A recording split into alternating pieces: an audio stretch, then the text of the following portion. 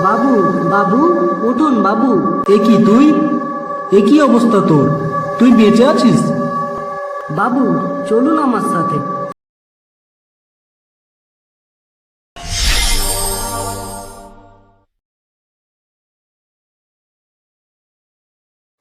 Twinkle, twinkle, little star, how I wonder what you are. Up above the world so high, like a diamond in the sky. বাবা, আমরা গরমের ছুটিতে এবারে কোথায় যাব? দার্জিলিং যাওয়া হবে? অনেক বছর যাওয়া হয়নি। কত বছর আগে গিয়েছিলাম মনেও পড়ে না। না, এবারে আমরা গরমে গ্রাম থেকে ঘুরে আসবো। আর আধ্যা ওর ঠাকুরদার কাছে কিছুদিন থাকতে পারবে।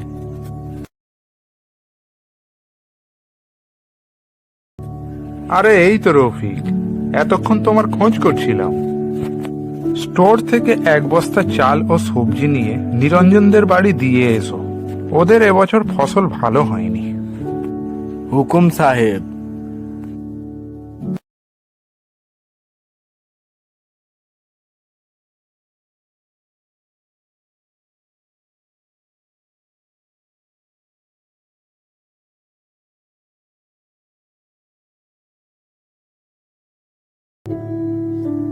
সুজয় যে এতদিন পর গ্রামের কথা মনে পড়লো বাবা।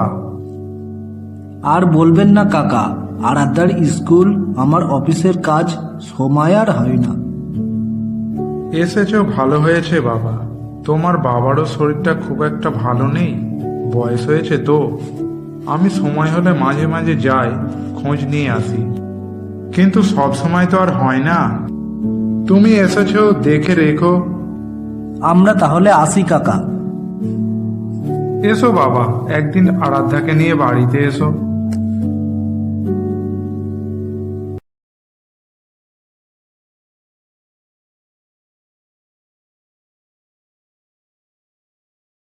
এত দেরি হলো বাবা? হ্যাঁ বাবা, পথে মহাজন কাকার সাথে দেখা হলো, তাই একটু দেরি হলো। আচ্ছা শোনো, তোমরা আসতে চাইছিলে বলে আমি নিষেধ করিনি। পরশু তুমি আরাধ্যাকে নিয়ে চলে যাবে। আমাদের গ্রামে পিশাচের ছায়া পড়েছে। পেতে ছায়া? সব যে বলো বাবা। আর হাসতে হবে না, যা বললাম তাই করবে।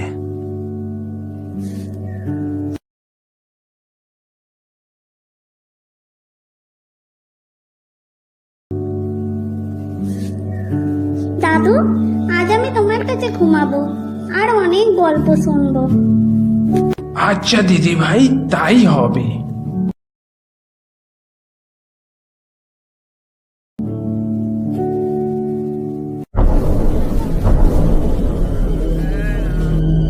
এত রাতে চেঁচামেচি কিসের? চলো তো বাবার কাছে একবার গিয়ে দেখি। আবার নিশ্চয়ই কোনো অঘটন ঘটেছে, কেউ পিশাচের কবলে পড়েছে। বৌমা, তুমি আরাধ্যাকে নিয়ে বাড়িতেই থাকো, কোনো মতে বাইরে যাবে না। আমরা দেখে আসি। এ কি সর্বনাশ হলো আমার, কি সর্বনাশ হলো! তুই স্কুলে গিয়ে কি আর ফিরলি না? মহাজন কাকা, কি হয়েছে? কি ব্যাপার? কিভাবে আমার এই গ্রামটাকে বাঁচাবো বুঝতে পারছি না বাবা। পিশাচের ছায়া যাচ্ছেই না। প্রতিদিন একটা করে বাচ্চা পিশাচের কবলে পড়ে। এইভাবে শরীর থেকে সব রক্ত শুষে খেয়ে মেরে ফেলে। এই পিশাচ তো আমাকে নিয়ে যেতে পারে, এই বাচ্চাগুলোদের কেন নিয়ে যাচ্ছে? শান্ত হন কাকা। আর এইসব পেট পিচাস কি সব বলছো কাকা? কি যে বলি বাবা, অনেক আগেকার কথা, আমার ঠাকুরদার কাছ থেকে শোনা। আমার ঠাকুরদা যখন ছোট ছিল, এক সন্ন্যাসী গ্রামে আসে। কোথা থেকে এসেছে কেউ জানে না, যেন হঠাৎ করে আবির্ভাব হয়েছিল। কেউ যে সাহস করে জিজ্ঞাসা করবে সে উপায়ও ছিল না, কারণ সন্ন্যাসী খুব কঠিন মানুষ ছিল। সন্ন্যাসী এক অদ্ভুত খেলা দেখাতো, যে কোনো মানুষকে শূন্যে ভাসিয়ে দিত কিংবা গায়েব করে দিত। পশুদের দিয়ে কথা বলাতো। অদ্ভুত ক্ষমতা ছিল সন্ন্যাসীর। এই সন্ন্যাসী বাচ্চাদের খুব ভালোবাসতো, নানান কিছু খেতে দিত। 2-4 দিনের মধ্যে গ্রামে এক কালো ছায়া নেমে আসে। গ্রামে বাচ্চাদের মৃতদেহ পড়ে থাকে রক্তশূন্য অবস্থায়। ঠাকুরদা একদিন দেখতে পায় সন্ন্যাসী তন্ত্রমন্ত্র করে এক পিশাচের পুজো করছে। তখন গ্রামের মানুষেরা রেগে গিয়ে সন্ন্যাসীর কুটির জ্বালিয়ে দেয়।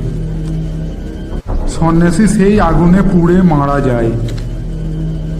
মারা যাবার আগে বলে যায়, আজ থেকে 50 বছর পর এই গ্রামে পিশাচের কালো ছায়া নেমে আসবে।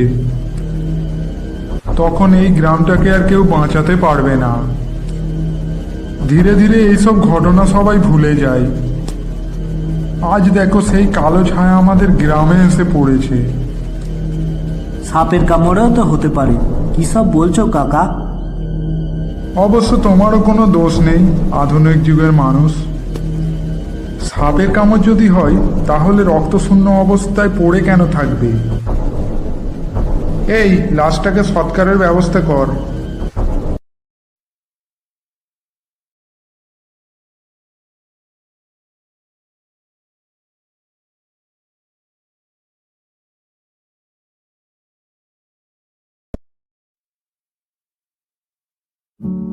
বাবু মাছ আনতে বলেছিলেন? হ্যাঁ, কিন্তু তুই এলি যে? বাবা শরীর খারাপ, তাই আমি এলাম। সব থেকে বড় মাছটি দে। এই মাছটা দিই? হ্যাঁ দে। আর শোন, এই দাদারা যতদিন থাকবে বড় মাছ দিয়ে যাবি এখানে। তোমার কাজ হয়ে গেলে তুমি আমার সাথে খেলতে আসবে গো। আমার এখানে কোনো খেলার সাথী নেই। আচ্ছা, আমি মহাজনের বাড়ি মাছটা দিয়ে তোমার সঙ্গে খেলতে আসবো। বাবা, আমিও মহাজন কাকার সঙ্গে দেখা করতে যাব। আচ্ছা যা, তাড়াতাড়ি ফিরিস। কিরে, তুই কোন ক্লাসে পড়িস?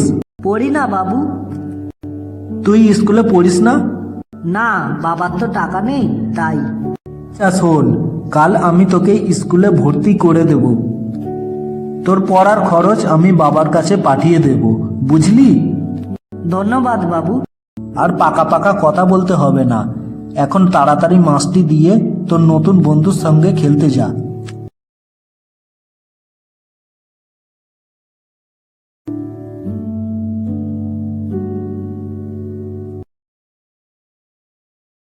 আরে সুজয়, এসো এসো বসো। হ্যাঁ রে, তোর বাবার নাকি শরীর খারাপ? হ্যাঁ বাবু। ডাক্তার দেখিয়েছিস? না বাবু। অজয় ডাক্তারের কাছে নিয়ে যা, আমার নাম বলিস, দেখে দেবে। আর যা ওষুধ লাগে দিয়ে দিতে বলিস। দে একটা ভালো থেকে মাছ দে। মা মরা ছেলে, বাপটার শরীর ঠিক না হলে ছেলেটাকে দেখবে কে বলো তো সুজয়? গ্রামে একটা করে আপনার মতো মানুষ থাকলে তাদের আর কি চিন্তা। বাবু, বাবু, আমার মেয়েটাকে বাঁচান। আমার মেয়েটাকে কাল থেকে আমি খুঁজে পাচ্ছি না। কেন, কি হয়েছে? কাল আমার মেয়েটা স্কুলে গিয়েছিল, আর ফেরেনি। তারপর থেকে আর দেখতেই পাচ্ছি না। সে কি, চলো তো দেখি।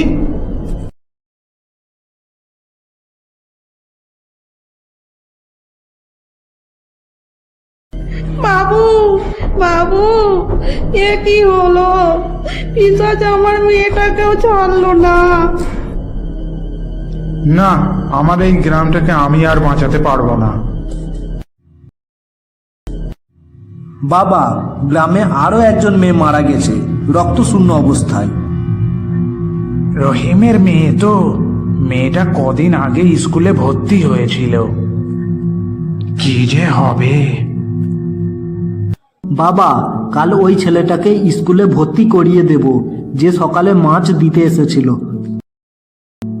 মাস্টার মশাই, তাহলে সব ফর্মালিটি কমপ্লিট। আজ থেকে তাহলে এই স্কুলে পড়বে।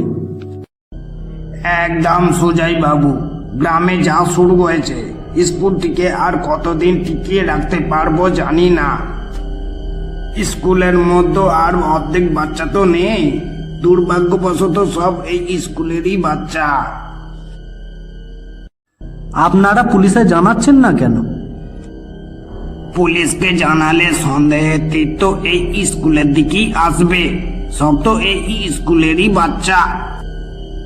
মানে মানে যে কজন বাচ্চা মারা গেছে সব এই স্কুলেরই ছাত্র? হ্যাঁ, কাকতালীয় ভাবে হলেও এটাই সত্যি। ঠিক আছে মাস্টার মশাই, দেখা যাক কি করা যায়। আমি আছি কয়েকদিন এই গ্রামে, আজ উঠি। বাবা বাবা, টিঙ্কুকে খুঁজে পাওয়া যাচ্ছে না। কি? হ্যাঁ বাবা, তুমি যখন ছিলে না, ওর বাবা এসে বলে গেল। চলো তো বাবা, দেখে আসি। এ কি হলো সাহেব, এ কি হলো? আমি বাঁচবো কিভাবে? শান্ত হ, শান্ত হ। আমাদের সকলকে এই পিশাচের বিরুদ্ধে লড়তে হবে। কিসের অভিশাপ লেগেছে এই গ্রামে? ছেলেটা সৎকারের ব্যবস্থা কর। ছেলেটাকে কয়েকদিন হলো স্কুলে ভর্তি করেছিলাম, তার মধ্যেই এসব। আমার মেয়ের তো ওই একটাই বন্ধু ছিল, আমি কাউকে ছাড়বো না।